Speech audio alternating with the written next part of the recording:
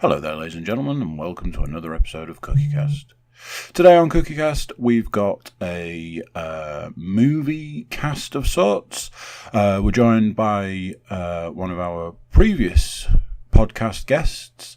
Donna Davies decided to join me and Lianne Davies to talk about the film Bohemian Rhapsody, which is the Queen biopic. So we'd seen it separately, but we decided to talk about it because we all felt it was something that was worth talking about. So, have a listen to this, see what you think to our comments and reviews. There's a little quiz, see how many of the quiz questions you would have got right. So here we go. This is the Queen Bohemian Rhapsody Moviecast podcast.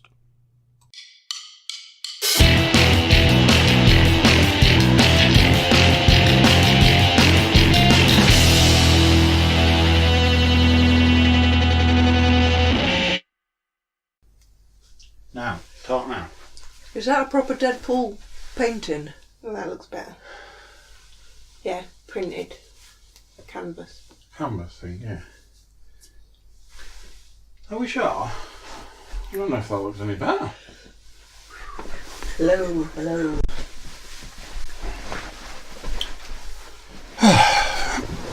Sounds a lot of editing to do.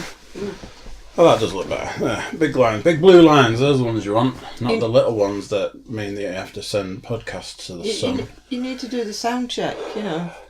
Well, bicycles, testing, 1, 2, 3. Test 1, 2, 1, 2. That looks right to me. Bicycles. And it's actually using the microphone rather than using the laptop. There's a story about that, but I won't bore you with it now. Oh, I'm very warm, which will surprise nobody. It is warm. That's okay. It's not just me. It's usually me. So It's just you. yeah, it's quite cold outside. Unlike It's it a was lovely earlier clear today. night and you can see all the stars. I was saying there'll be a frost on the car in the morning. And you've got a very brightly lit next door neighbour. Yep. That's fine. We'll do icicles. Oh, there's a Christmas tree now. Okay. Oh yes. In their house? No. Oh. In their garden. Where is it? I hope so. Otherwise, they've got some see-through walls. So I'm here. You're here. You're not stats mistress in this, are you? No. You know what? Stats mistress. Huh? I am on the NFL podcast. In the NFL podcast, Leon's the stats mistress. She provides all the stats each week. Oh, right, okay. There was a stat that I needed to know. I forgot to have a look. I wanted to know how tall Freddie Mercury was in real life. Oh, I can tell you that. Can you? I am still stats mistress. Lana is reprising her role as stats mistress and returning third time podcast guest. Yeah. One of our previous podcast guests that helped to launch this podcast into the stratosphere. In fact, quite early on, probably, well, the fact that I've only done 2 prior, but I think we did discuss Queen, didn't we? There was. So it's all relative. We did have a conversation about Queen. It was a very loose conversation. I think we felt like we couldn't say too much. Yeah, but that film said it all. Well, it depends who you ask. It depends who you ask. So, no spoilers. But we individually went to see the Queen biopic. I'd call it a biopic to a degree. The film Bohemian Rhapsody. So, going all the way back, and it'd be a long time. That first trailer was a really long time ago, and I think I feel like Beginning of the year. I feel like I've been talking about this film for years, like a couple of years, going all the way back to before there was a trailer and talking about the fact they're doing a Queen film. They've cast certain people, and it was interesting to hear who they'd cast in certain roles, and then seeing that first trailer and being personally, I was super excited because the trailer looked awesome. Rami Malek was eventually cast in the role. Had they thought about other people prior There was to somebody him? The already film cast was in the role. the film was half made Really? before Rami Malek was cast, because it was a recasting. Because it was Sacha Baron Cohen. Yeah. Really? Yeah. So Borat, Ali Yeah. G. I think that's why whatever they he's doing decided to now. part ways, because of his comedy persona, almost. Right. And maybe not doing it justice. From what I've seen just before the film came out, it was more to do with the fact that they didn't agree with the way the film was going. He wanted to take the film in a particular direction. Apparently, he was super excited to be doing it, and was very, it needs to be this, it needs to be this, it needs to be this. The remaining members of the surviving members of Queen were very, it needs to be done this way, we're trying to tell a particular story, and the two visions were different, is what I was told, or not told, but what I've seen. The one thing that I sort of sticks out for me from that film is that I never ever saw Queen live, which is probably a regret that I can never do anything about. And obviously never ever met Freddie Mercury, but I felt that Rami Malek really projected that role as if it was... So Freddie. it's a film that I've been, like I said, I was super excited about it. I've followed it a lot, so in following it, I've seen a lot of conversation, a lot of talk, a lot of interviews, a lot of all sorts. Like I saw a random interview where he's had the teeth made in they're gold now. He's had the thing done and then they're done in gold. What, like a mould? He was like, "What would Freddie do?" So he's had them done in gold. And I was wearing them as a ring. I was saying that you look at the start of the film. I couldn't tell you what Freddie Mercury looked like at the start when Queen started. There's that video over the credits that's actually them. And I said to you, and I was like, "Oh God, look at how much actual Freddie Mercury looked like Frankenfurter from Rocky Horror I Picture said Show." that to you, yeah. And I was blown away. And I couldn't say that at the start of the film, Rami Malek looked like Freddie Mercury at that time, because I couldn't tell you what Freddie Mercury looked like at that time until seeing that thing. But what I can say is, by the end of that film, he was the embodiment. Yeah, absolutely. Like when they showed a close up of his face, I think it was just before like going off to do Live Aid. I don't know if it was when he was sat waiting outside the office waiting for them to have their discussion. I think it zoomed in on his face, and at that point I was like, my God, he is the spitting image of him. So going all the way back, there's been a lot of trailers. I think films generally get 3 trailers. I know this film in particular had an extended trailer where they did a trailer at the start, then there was a snippet of the film. There was a few of those out and about. There's like super extended ones where they do a trailer, a snippet, and another trailer. There was a lot of that going on. And then the film came out and didn't get the best reviews when it was released. Really? And what they said was, they've really played down certain aspects. And we were saying, I said to you, I was like, for me, I can't say I know Queen's history from start to finish. I can't say I know Queen's history all that well. I know the music throughout the years. I know certain facts. It's a lot of pub quiz stuff. Like, which song has been number 1 twice? It's always going to be Bohemian Rhapsody was number 1 when it was released, and it was number 1 in 1990. It's either 1 or 4. 91. No, 91. From Wayne's World. No? No, it was It was re-released. re-released, yeah. As a Post his death. I think it also counts as a Christmas number one. Oh, really?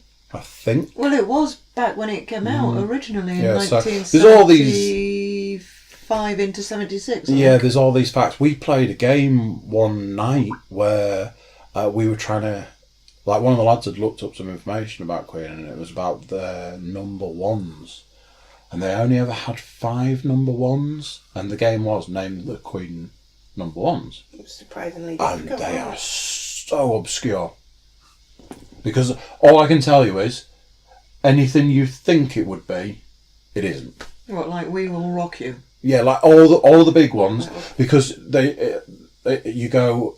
Was it a number one, or was it in the top 3 or 4? And you can guarantee that if you pick one, it will be a number 2, a number 3, or a number 4 rather than number 1.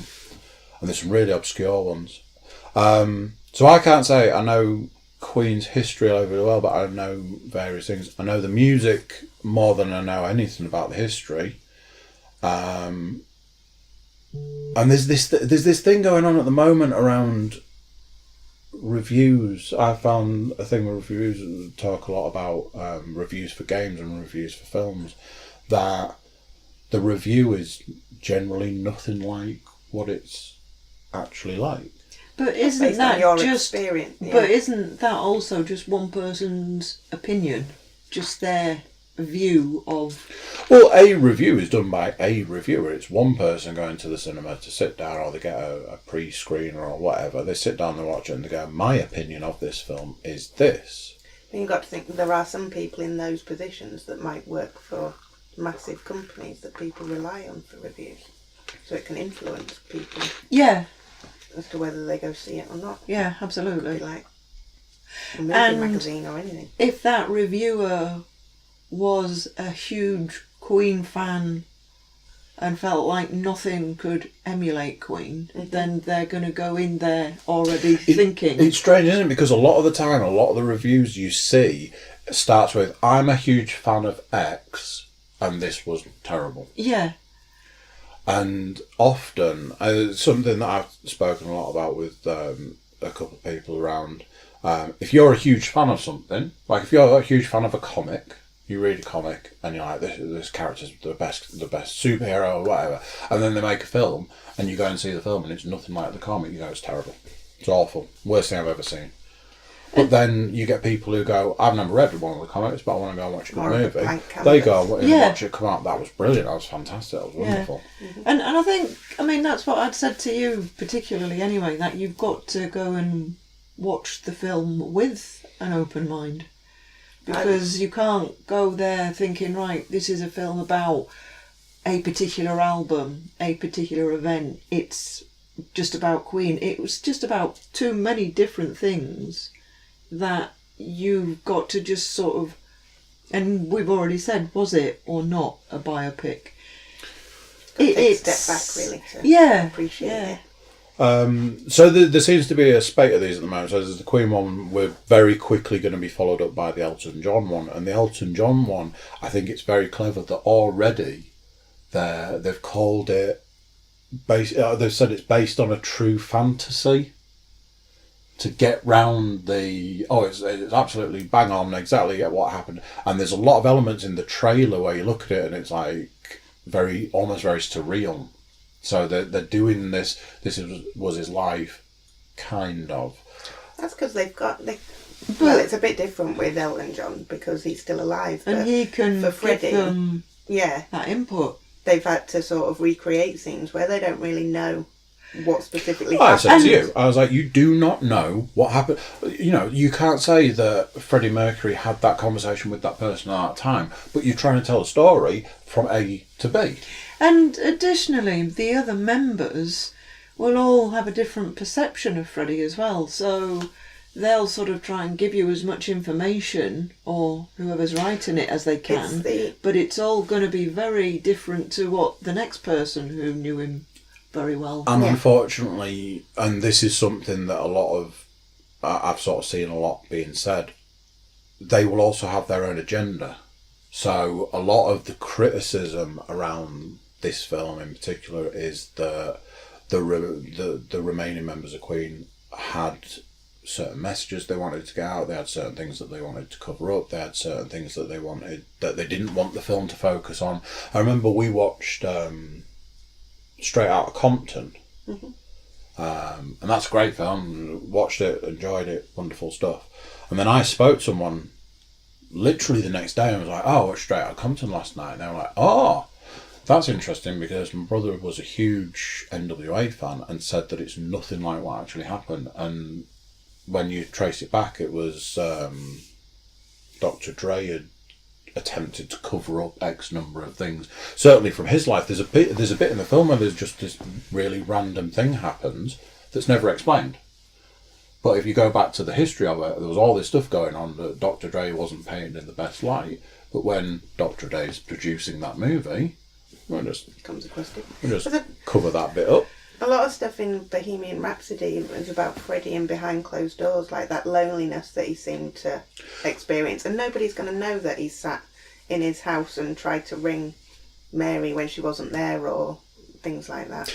And tried to convey. This was the thing that I was talking to Tom about this, because Tom said he wanted to go and see it, and I was saying, great film, wonderful film, really enjoyed it, but I need to prepare for the fact that it's a very sad film. I really struggled with some elements of that film because I never thought about how sad it was going to be. I think, anybody that's asked me about it, I have just said it is so emotional on so many different levels. And we'll all go there with a different sort of our history of Queen. Obviously, I'm what's the word I'm looking for? Older than you. A different generation. Yeah. So. And so I can remember all of that and their popularity and sort of, I suppose, their demise. But just whatever was happening to that given person that's watching that film at the time that they were sort of, especially for me, Live Aid. I mean, it was a whole different world for me back then. I remember Live Aid. I think it's one of those that you remember it more because you've heard so much about it. I more remember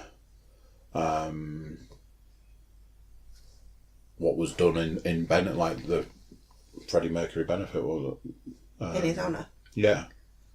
I don't know what because I know that Metallica were on it. So I remember these things, but certain things take on their own history when you're told about it so much. And like you say, you don't know how lonely he was. You presume that aspect of the film, that portrayal of him being so incredibly lonely, came from somewhere. And possibly, was it his sister? She must have known what he would have been like. When She's portrayed a little in the film. But when he was at home, obviously his father was constantly sort of trying to impress on him to be a particular type of person. Yeah. And maybe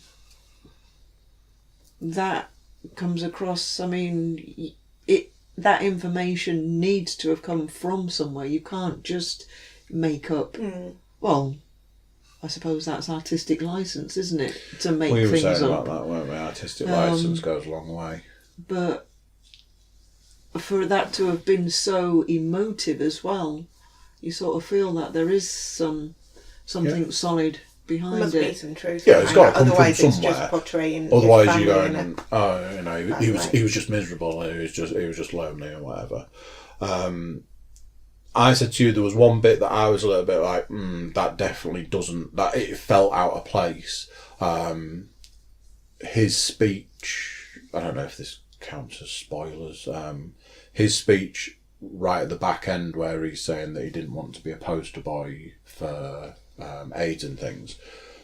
From what we know, that is what the remaining members of the band have said. We don't know that he would have ever said that, and we don't know what his feelings on it would have been. And it did come across very much as they're portraying that's what he wanted. And that's Right. what he... Something that I'd read today was that he never actually came out with the fact that he had HIV until his last He got week into a lot... before he There was a died, lot so- of controversy, there was a lot of trouble, there was a lot of issues around the fact that he had like HIV and lived so long with it and didn't do anything in the line. They were saying that he could have used his influence in the media to make people more aware of it a lot sooner.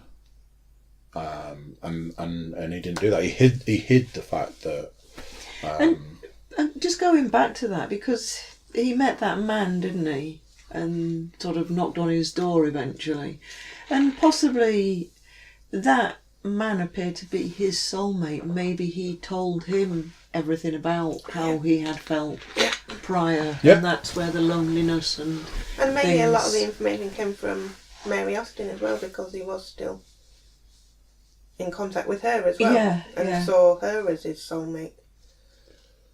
I mean, that was in it throughout the film. He still, even at the end, he still considered that she was his soulmate. The love of his life, yeah. Regardless of his And there's sexuality. been loads of stuff come out recently. All these pictures, because there's some legality around. They're not allowed to release certain information. They're not allowed to release. But I know that a load of pictures have come out recently of him and the guy that he was with at the end. Jim Hutton. Yeah, of their life together. How long ago did Freddie Mercury die? Did he die in 91? Did he? I know that he was 46 years old. That's no age at all. Is I it? know, it isn't. Same age as Darren. Same age as Darren, yeah. Because there is a legal thing that they're not allowed to release documents, and I don't know whether they're just government documents or any kind of documents. 10 They've got years to or be 20 years. 30 years. 30 years. Yeah. So if anything is coming out now, 21 would be the 30 year, wouldn't it? Yeah.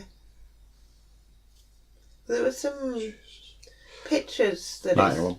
it said were previously only ever seen in black and white, just like in performance not long before he died, but they've enhanced them into colour and you can see the extent of how unwell he looked. 5th of September. They were intentionally released in black and white to try and cover up how right. poorly he sort of looked. 5th of September 1946 to the 24th of November 1991. That's weird, isn't it? He was born in 46. And he was And he was 46. 46. Yeah. That says he was 45. Don't know. But he'll have just had another birthday. Yeah, that would make him 45 actually. Even with the birthday. So yeah, there's going back to sort of like the start of the film and some aspects that I was like, how do we know? I mean, I don't know that time because it'll be the 70s will have been the biggest era of that music, moving into the 80s, and then so Yeah.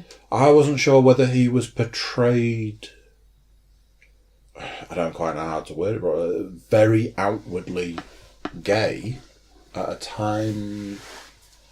I mean, would that have been more accepted at that time Well, than it would be even if you not take now? I suppose, Mark Bolan, but- yeah, all of the glam rock bands, how they used to dress in the 70s. yeah, David Bowie as well. And the Kinks. And I don't know whether this is just a little bit of an urban myth. Kinks are more sort of late 60s into the 70s. But there's a song that they wrote called Dedicated Follower of Fashion, which is about one of the brothers who just used to like to dress very flamboyantly of the time. And you could say Freddie was very flamboyant, Bowie was very flamboyant, Mark Bolan. But obviously there was something, I don't think necessarily they were trying to be different. I think they were just trying to be their authentic selves.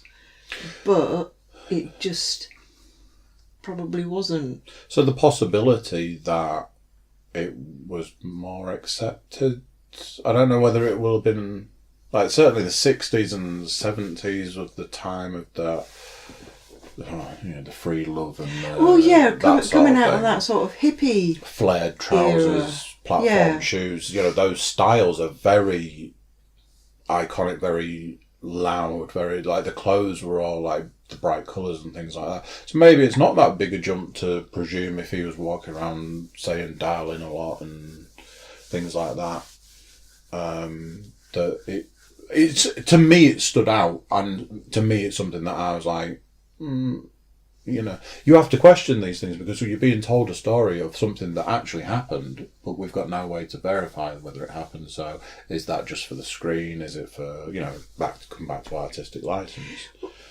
And I think coming back to, because we didn't say sort of very much about Queen, I don't know how to sort of put that across, but not everybody would admit to being a Queen fan because they didn't want to have the association, because presumably everybody knew the fact that Freddie Mercury was what he was. So the conversation that we skirted round, we sort of touched at the edge of it and then sort of ran away from it because it's a difficult subject. It's a difficult conversation to have. I remember being in the 80s and being like, oh, this music's really cool. But then at a time when you couldn't say that you liked Queen. Yeah. Because immediately, and for wanting to put it in a different way, but not knowing how, just to say the way it was. If you said, oh, I really like Queen, somebody's like, oh, why, are you gay? Yes, absolutely. Let's listen to some AC/DC. And in the 1980s, as a child, and the aspect of, so somebody saying that to you would be like, the worst thing. Somebody says that now and it's like, oh yeah, definitely, because I like good music, and we've certainly come back into a time where you can quite happily say, love a bit of Queen, and nobody bat an eyelid now.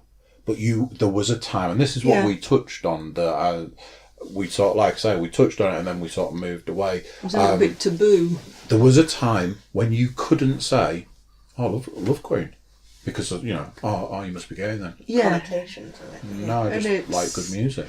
Yeah, it's very sad. It is. Something that struck me in the film from the very beginning of that movie was the level of confidence that he had. Yeah, he just exuded confidence. It was like, wow. That's why and I hope this doesn't come across as a spoiler, that's why I needed to know how tall Freddie Mercury was. So how tall was he? He was 5'9". Oh, right. Really? Yeah, because that Rami Malek, I think, is 5'8". Right. And I thought, actually, when you see him, he just looks like this 6 foot. They might have put platforms in his shoes or something. And I don't think necessarily they did. It was probably just camera angles and things like that. But just generally, and it's exactly like you say, he just exuded this as well with strength his, and energy. That he wore. He probably had heels. Possibly, because I'd have always said you put Freddie Mercury in the 6 foot realm. Yeah. But it was way off so that. Slight of build as well. I suppose it makes him. So one of the things that I'd seen about the making of this, there's a mixture, because like in interviews, people have said to him, oh, did you sing? And they said there's so much of the singing is his, so much of it's him mixed with Freddie, so much of it is just Freddie, and you can actually tell in watching it, it's like, well, that's definitely just Freddie singing, and then there's points where it's like, well, you can see that he is singing, and they're just merged bits and things. So he went through this thing where he didn't have singing lessons, he didn't have a singing coach, he had a movement coach. The actor? Yeah. And I found this really interesting. So they didn't go, oh, you need to sing like this, you need to sing like that, you need to sing like that. Oh, you need to move. Right. I see. And you watch that film and he moves like Freddie does. He walks like him. He holds his body like him. And they had this woman, and the woman would be like, you know, when they're doing like the Live Aid bit, like he would walk across the stage like this, and then they'd get him to do it, and he walks that way. He holds himself that way. That puffed out chest, like almost like he's leaning forward, like the chest goes first, the arms go first. You know, like the microphone stand. There's that bit in the film where they open the case, and there's like a bottle of some kind of alcohol, a microphone, and that half a microphone stand that was just synonymous with that image of Freddie Mercury, and those sorts of things. But yeah. He didn't have a singing coach. He didn't have a voice coach. He had a movement coach. So many and that of was the reviews amazing. said that the actual Live Aid scene, if you played it side by side with the real Live Aid, difficult to almost tell them apart. But can you imagine if it had been the other way around? Can you imagine if they'd have gone, oh well, we'll put this in here, or we'll do this here, or we'll just change it a bit? They'd have been torn to shreds. It's like the fact that they've got like the Pepsi cups on the piano and the beers, and they've shown those side by side, and they're identical. Like where the cups are placed and stuff is identical. And that's because there's actual footage that people can use to tear it apart or try to. So there's been a lot of controversy around the film, and something that we spoke about before going to see it, and something having seen it and come away from it, I'm like, I don't understand. When the controversy, they've glossed over the fact that Freddie was gay. It's like, when did they? At which point in that film did they gloss over that? I don't think they did at all. What has that been? That's one of the. They've really played it down. One of the reviews I read a review that said they've really played down like the homosexual side of Freddie's life, and they've really played up his relationship with Mary Austin, and watching that film, it's like, and I think no. I think the conversation that we'd had, I did wonder if they meant that rather than glossing over it, they've almost glorified it, which might not have been as accepted in the era. Glorified the relationship with Mary? No, with men, or how easy it was, how accepted it was for him to be gay. Because I found that, I mean, and again, what are we allowed to say? What? If anybody doesn't want any spoilers, don't listen to this. Maybe it's been out a month. Yeah, if not longer. But it's the limitations. I think that relationship with Mary sort of almost emphasised how uncomfortable he was. He liked her company and obviously loved her as a friend, and then obviously must have been something.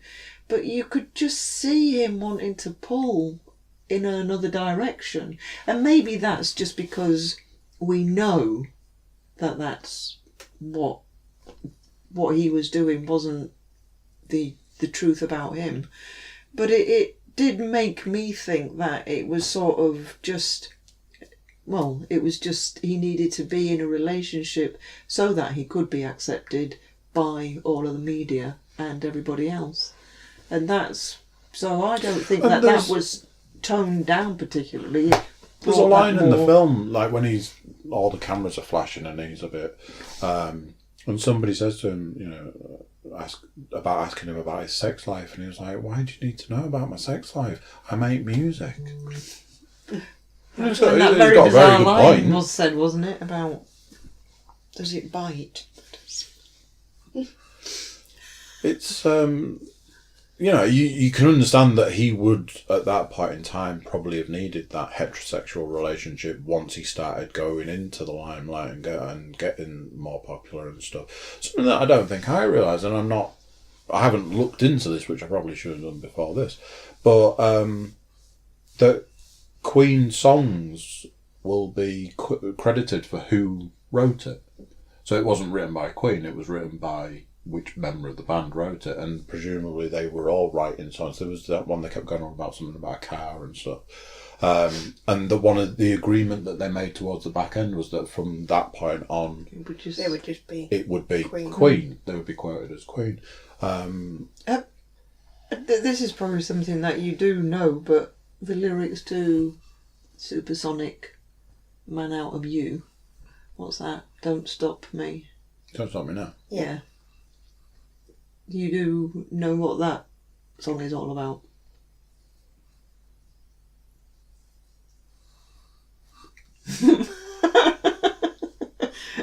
Probably the elephant in the room. You need to look at those lyrics and sort of maybe relay them. What do I always say to you? The one, because we have the greatest hits on in the car a lot, and there's fat bottom girls. Fat bottom girls, yeah. And I'm like, I want to ride my bicycle. Yeah. But I Delilah mean, was about Delilah. Yeah. Yeah, if you, I've always said if you go back and look at some of the songs with a different eye, like a knowing eye, you're a bit like, who was he writing this song about? Well, that lyric in itself, I'm gonna make a supersonic man out of you. Why would he be singing? I mean, and I don't even know necessarily if that was credited to Freddie prior to them being credited to Queen. But why would you, as a man, put that lyric into a song? Yeah, because I mean, it only came out. I don't know the timeline. I mean, it's shown in the film to have a particular timeline. Obviously, it coming out that he was having these relationships with these men will have coincided with not long down the line coming out about the HIV, like the AIDS and stuff. You presume. Like in the film, there's not long between them, but presumably up till that point, there'll have been so much along the lines of rumours, and then there'll have been just presuming that he was a heterosexual male in the limelight. He left everything to Mary, the house, all his royalties, everything, all his money. Nothing was actually. Something I'd seen was saying that he referred to the man Jim as his husband, as they lived out their life together, even though they weren't sort of formally married, but everything was left to Mary. But did he leave anything to... I'm not saying that he didn't leave anything, but the property and all his royalties. And she's the only one that knows where his ashes were to be laid. Even to this day, apparently it's not public knowledge where he was. Like I say, there's apparently a lot of information that's still under lock and key. Something about the film, because we were saying early on about the Sacha Baron Cohen. So they'd made half the film, and then between members of Queen and him, they couldn't agree on the way they wanted to take the film. And I think from interviews and things that have said, he wanted to take it further, and they were like, no, we want to. And I don't know what a lot of that means, and again, you don't know what goes on behind closed doors, but they decided to part ways with him halfway through the film being made, and then they had to go recast the role, which I know people say there's pictures of Sacha Baron Cohen as Freddie Mercury, and they were saying that he was better suited to the role, but I thought the guy that played Brian May was really good. So I said to you about the bass player. I can't think of the bass player's name. John Deacon. But he's the kid from Jurassic Park. Yes. That just makes me chuckle. He's the little boy. One. Mm-hmm. He's the little boy from Jurassic Park. Yeah. There's something I want to say, but it's probably a huge spoiler. But there's a joke.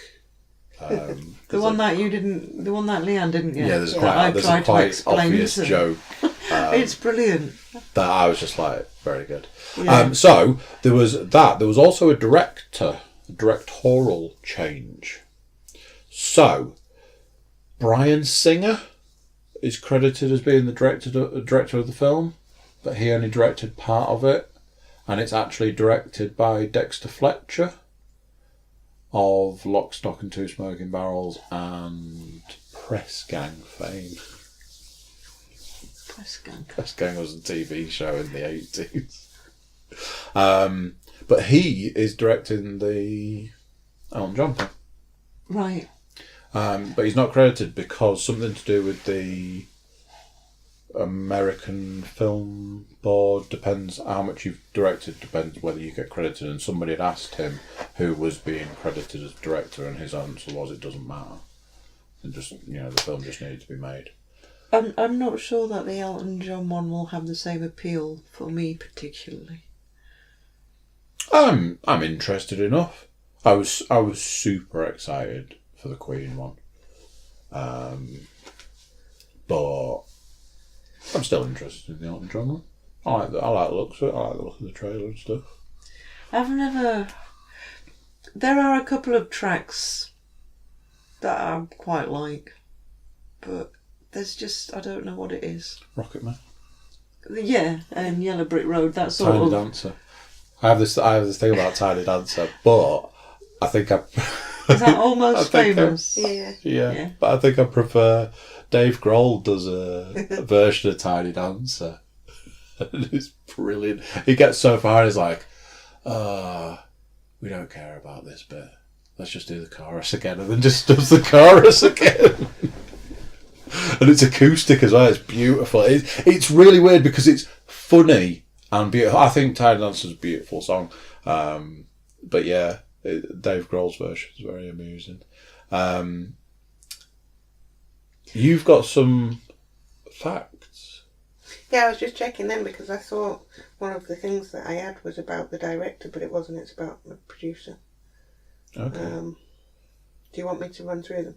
This is just 6 facts. 6 facts. About Bohemian Rhapsody. There could be some spoilers movie. in there. Yes. Not So the saying... song.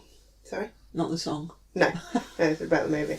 So it took 10 years to get onto the screen due to the issues with directors, actors and other things that just made it take a long time before it was ready for the big screen. Wow. Mention about Sacha Baron Cohen being cast originally, but it said Rami Malek was chosen as Cohen's replacement before Brian May and Roger Taylor met him. So they can't have got that far through filming, really. Robert De Niro is one of the producers. Interesting. I didn't. Did I know that? Did we comment on that? I don't know. Why do I feel like... You might have known that. Although it does say De Niro was also involved in Queen the musical, so you might have heard his name in association with that before. He's not going to be producing a film on Bananarama as well, is he? Aye. Because they sang a song called Robert De Niro is Waiting. Maybe that's next. Sorry. The kid from Jurassic Park plays Queen bandmate John Deacon. It's called Joseph Mazzello, the cute rascal from Jurassic Park. Mike Myers continues his Queen connection. Won't say any more about that. No. And they created an exact replica of the Live Aid stage for use in the movie. Goes back to what you were saying. Yeah. The layout. Yeah. That was just the facts of the movie. A few of them. Well, yeah, there's many. Many. But then I've also got some differences where they have used their artistic license. So you said this to me earlier today, and I've seen on YouTube, I've seen 2 videos. One is 10 things that Bohemian Rhapsody got right, and then there's obviously 10 things that were completely inaccurate. And it's not to say they got them wrong, it's just how they've opted to portray it for making a movie. Yeah, we were talking about it at the time and saying, you're making a film, you need to put something on the screen that is engaging, you need to put something on the screen that people are going to want to watch, that is entertaining. All of those things generally move away from real life. And things take time Unfortunately. to portray. So, and they've got a sort of fixed window to try we've and got get a this story much to tell, across. this So much story, we're going to have to skip a lot of... Do we really details. think that We Will Rock You was recorded by them just stamping up and down for 2 minutes? Was it not? Well, I'm sure that sort of was the premise of an idea. Quite obviously, it was recorded when Gladiators used to be on the television. That's what they used. Wolf. The audience participation. So this sort of... Yeah, I didn't want to dwell on this because we thought it was a good film without it being... I just want to say I thought it was an amazing film. We'll do a review before, a score before the end.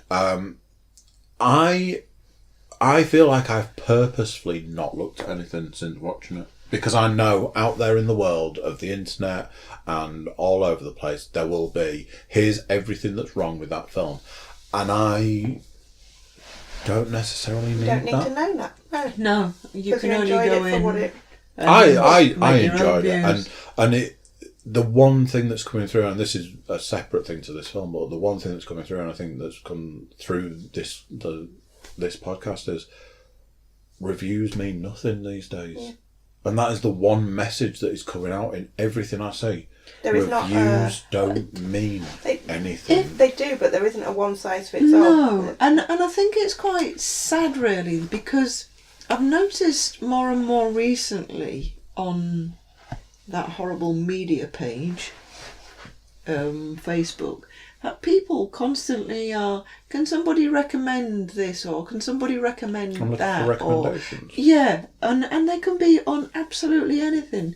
What happened to somebody just putting into a little bit of sort of research themselves, or just going and thinking, let's just see time and effort. Yeah, and so in this day and age. To sort of read somebody's review and then use that as a whole basis and not to act on it. I am certainly glad that we didn't go with the reviews on this, because the reviews were like, you don't need to see this film because it's wrong. And if you wanted to know all the history of Freddie Mercury and Queen, then you can just Google it and get all the facts and who's to say that that's right? Well, because the first thing that's almost definitely going to come up is Wikipedia, which we all know you can't trust. And whose account is it going to be? Is it going to be Freddie Mercury's account, or is it going to be somebody who knew him? And it's their perception, their portrayal of him. Isn't there a quote going round lately? I'll misquote the quote because I can't remember it exactly. But if you're reading a newspaper, you're misinformed. If you're reading the internet, you're uninformed. Something like that. I can't remember it exactly. Everybody's got an agenda. Go out. Everybody's got a reason to tell you something. You know, somebody wants to put you off something because they didn't like it, because they want you to share in their opinion, which makes them right, and things like that. Yeah. Give us a fact then. Okay, so this was saying that in the film we see the band losing the lead singer, and that's where Freddie sort of takes his opportunity to step in and meet them. And they're saying that the singer at that point in time was called Tim Staffel. And he and Freddie were actually friends for a number of years prior to him leaving the band, and it's at that point that he then stepped in. He'd been trying for a number of years to get in with the band and they wouldn't accept him. So it was, although it's portrayed that it was as the lead singer left that he stepped up, he'd been following them for years prior to that. John Deacon wasn't the original bass player. I think he was the fourth bassist that they'd introduced, and he came in after Freddie. Freddie didn't meet Mary Austin the same night that he joined the band. Mary used to date Brian May before she moved on with Freddie. Before Angie out of EastEnders. What? Before Angie out of EastEnders. What's her real name? Can't think. Anyway, carry on. Sorry, I'm interrupting. Oh, you think because of her hair? Oh. So it made she look like Brian May. Because she had brown curly hair, didn't she? Yeah, she did. Yeah. The record executive portrayed for EMI as Ray Foster wasn't actually a real person. It's loosely based on a real person. that was hugely supportive of Queen, but did in fact say that he thought Bohemian Rhapsody was too long as a single. So they just used their artistic license there. He was called something else, Ray Featherstone, I think it was his real name. Freddie's boyfriend Jim Hutton didn't begin as his servant. They didn't meet sort of on that lonely night after the drunk party. They met at a nightclub. The group never split up when Freddie decided to go off on do his solo deal. So, I'm pretty sure part of the Live Aid video, the actual Live Aid video, is Freddie saying to the crowd about rumours going around that they were splitting up. And that he wasn't sure whether that was a thing and this, that and the other. But then says, we're not splitting up. There's no reason for a split up. We're as strong as ever. And There's a bit in Live Aid where he actually comments on it. Okay. They were saying that they'd been on tour for 10 years solid. And at the point that Freddie said he wanted to do his solo bit, the band were happy to take a bit of a step back and just have a rest and catch up with the family, probably. They're saying Live Aid wasn't a reunion because they hadn't split up prior to that. They didn't have to make a decision whether they were going to participate or not because they were still a band together. And Freddie didn't learn that he was HIV positive before Live Aid. It says the exact time that Mercury learned he had the disease remains somewhat under dispute, but nearly everyone pins it as occurring sometime between 86 and 87. So he almost certainly had no clue that he was suffering at the point. He knew he was suffering, I guess, but he didn't know that he was HIV positive.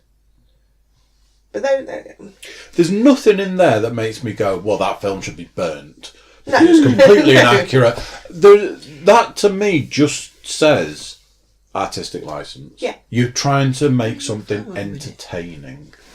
And I'll just try and look for something. What? Can I just switch this on? I can't even see. Magic. What do you want? The internet? Yeah. The tinterwebs.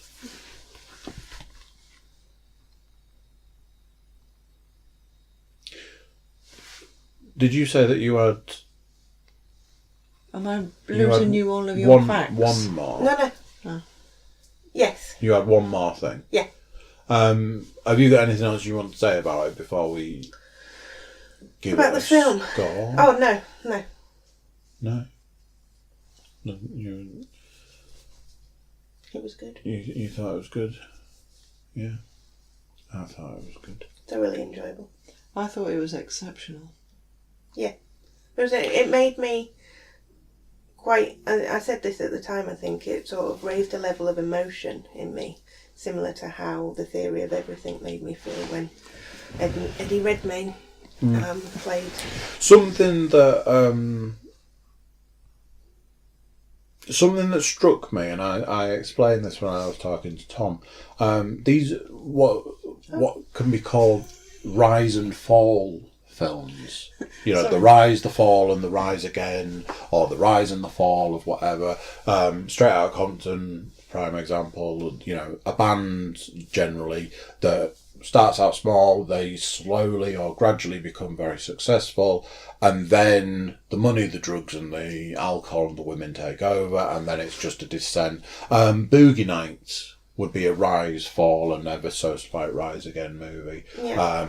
It's the climb to success, then there's the drugs and the alcohol and everything, and then the descent into whatever, whether it's madness or whatever. The one thing that stood out for me about Bohemian Rhapsody's movie is that it's a very short rise. It's like, we're doing this, we're quite successful, we're even more successful, we're really big. The rest of that film is just that descent.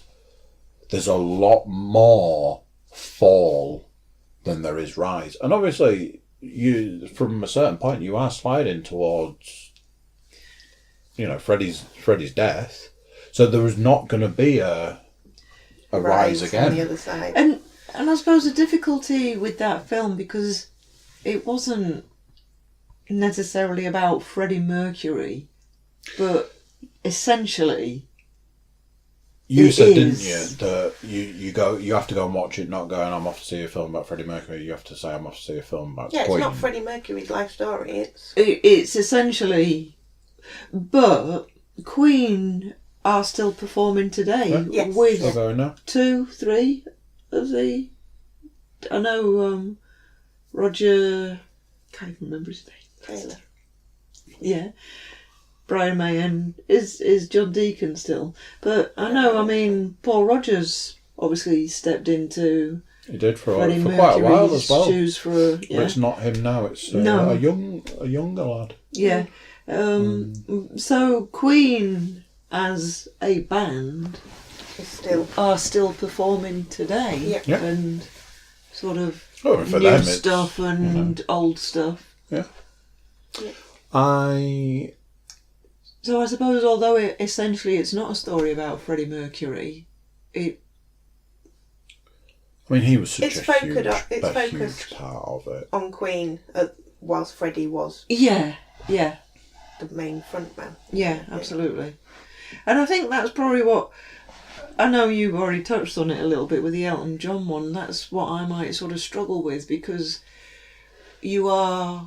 for me, I was sort of going to see that film because I knew that I would never be able to see Queen with Freddie Mercury. I have seen Queen with Roger Taylor.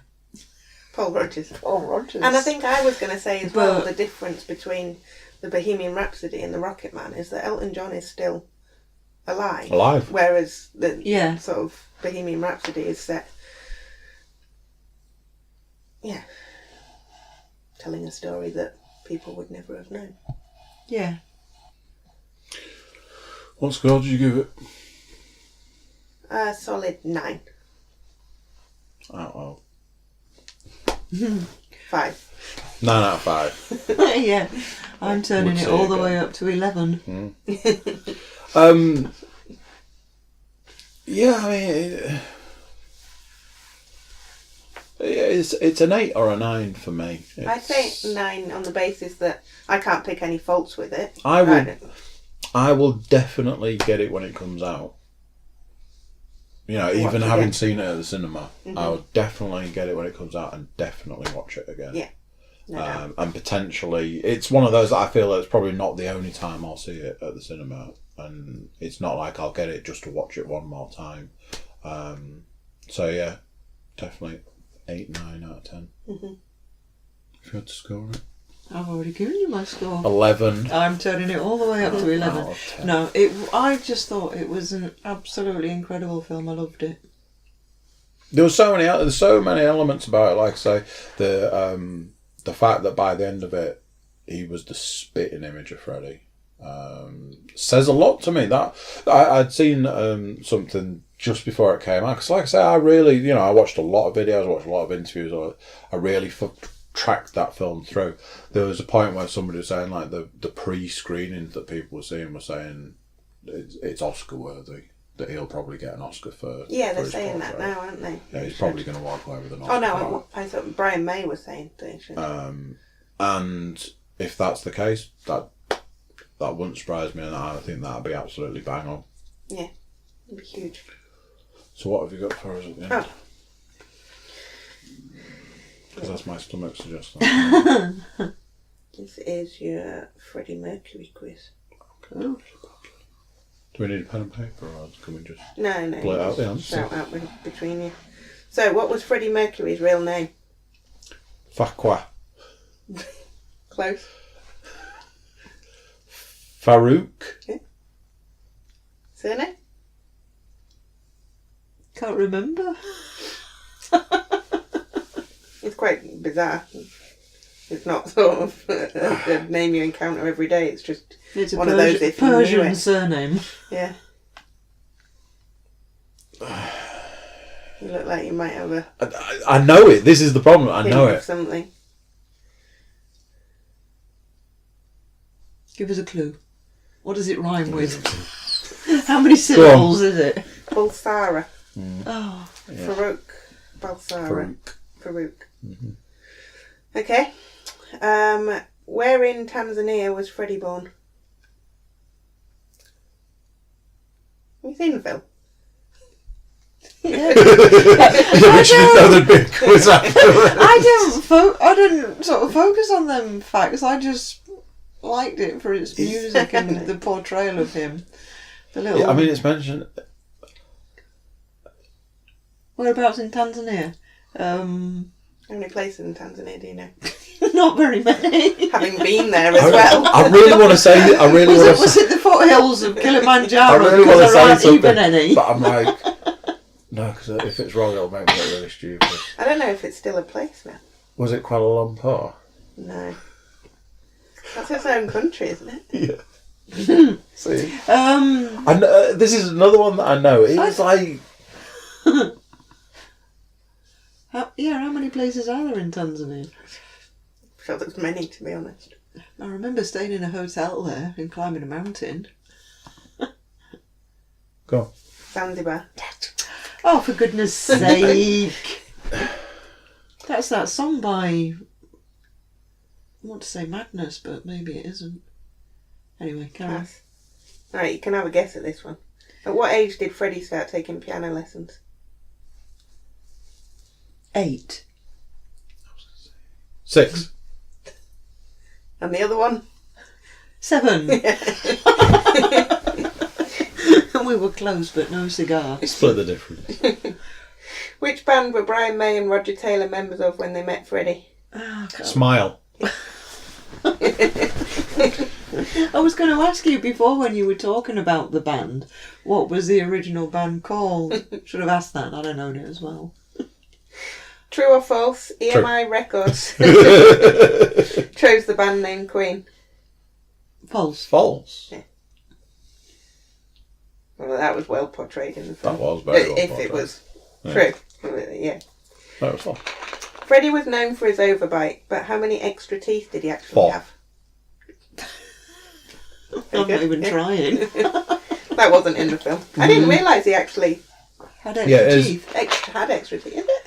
Yeah. Oh, okay. They said they turn him down when he goes to them and says about that, and the way they turn him down is they comment on his teeth, and he says, "I have 4 additional incisors, which gives me extra range." I vaguely I remember remember that now. that comment, but not about. Yeah. Yeah. Stand corrected. True or false? Freddie once released a solo single under the pseudonym Larry Lurex. True. It's very hard to say. That is true. Was that anyone that you knew? Not that you knew him, but I think from the era. Why? I think I lent him my feather boa. Why did Freddie's relationship with Michael Jackson sour? They were recording an album together. Didn't know that they'd ever had I've any seen kind this. of collaboration. I've seen this before. Yeah. I bear that word, but I had to use it then. Collaboration. Yeah. They were part way through recording. And then Freddie. Because he wasn't decided he had enough. Was it in the film? No, it wasn't in the film, was it? No. Was it because Michael Jackson had said to him he was going to do a collaboration with Paul McCartney? No, it was to do with the pet that Michael took. Cats. I'm saying here, Monkeys. like, it's an animal. It's something to do with an animal. His monkey Bubbles. No, it wasn't His monkey. cat Delilah. But he took his pet llama into the recording studio. Who did? Michael Jackson. And Freddie had to phone the record company and say, I can't work under these circumstances. It was on the internet, must be true. I'm a llama. What is the name of the house Freddie owned in London?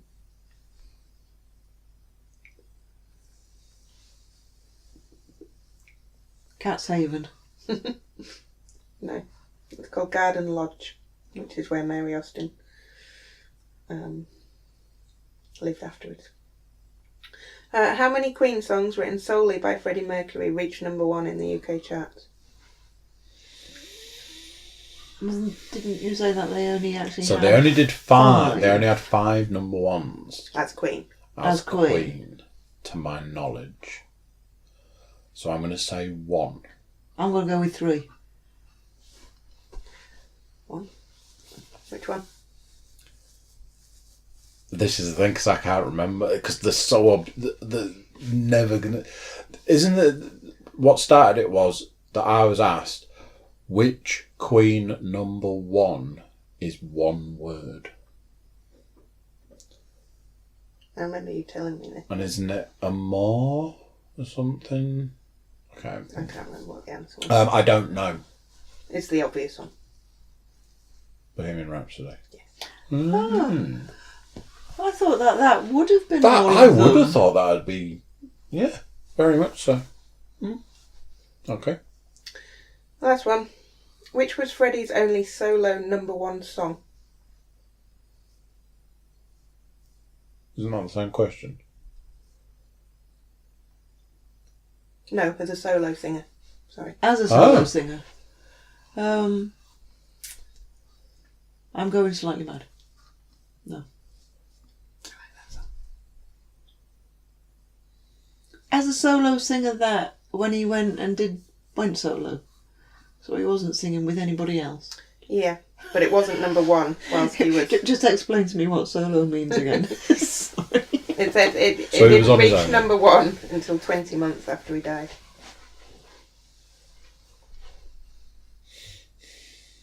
It's a song, actually, that we forget that he did.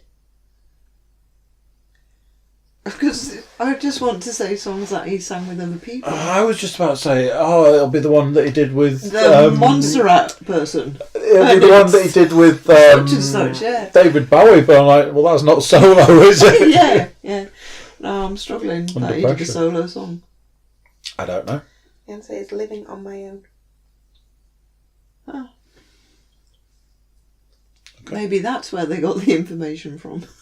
Yeah. Maybe the lyrics from Mm. that song give a lot away. There you go. Who won? I think you probably did. Yeah. That's that all what you that asked? That's all that matters. I'm non-competitive, It was so just a it's bit all of right. Yeah. And Sharing the Freddie knowledge. and does Cookie know who Brian May was married to? No, do you know who Brian May was married to? I'd have known the answer to this one. Was it Andrew from EastEnders? Yeah. Again, I'm pretty sure I did know that. He get married because he thought he was looking in the mirror. Jesus, you can't say that. Only the hair. Only there. Only the hair. Yeah. So there we go. That is our podcast covering Bohemian Rhapsody, the movie. I think Go see it. we would all agree. I don't know if you can go and see it, but you should Go and watch see Go it. see it. If you haven't seen it, you should purchase it or acquire it illegally. No, I We can't don't say that. endorse that.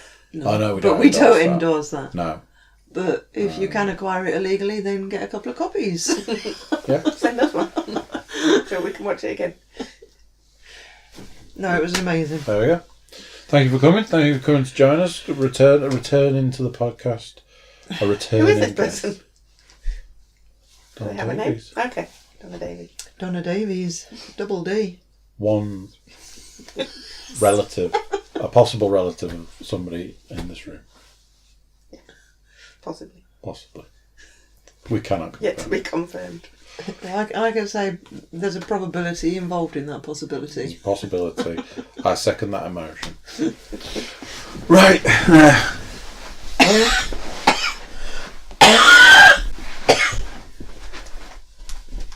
You might want you to have turned that off a little bit earlier.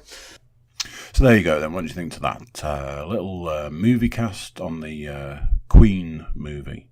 Thoroughly enjoyable film. I can heartily recommend anybody goes to see it, whether you're a fan or not. Maybe it'll turn you into a fan. For all you YouTube watchers, click the subscribe, click the bell, leave us a comment, tell us what you thought of the film if you'd seen it. For everybody, you should jump over to thecookiecast.com, send us some social media love, maybe an email. Tell us maybe what you'd like to see or hear us do next on either Moviecast or Cookiecast.